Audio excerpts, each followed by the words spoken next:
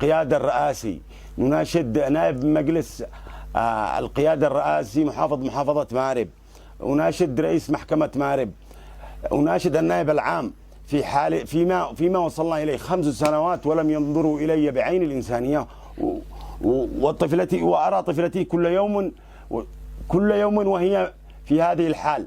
أسرتنا أصبحنا في مأساة خلال هذه الفترة كلها، ونحن نعاني المأساة ونعاني الوضع الذي حدث لطفلتنا بعد العملية. أنا والدة الطفل عفاف، وكما عانيت أنا وطفلتي التي كنت أحلم بها أن تكبر أمام عيني كبقية الأطفال، وبعد أن حدثت لها هذه الأخطاء وما لحقها من تكاليف وعباء تقابلنا على مر هذه السنوات وسترافقني بقية عمر ابنتي.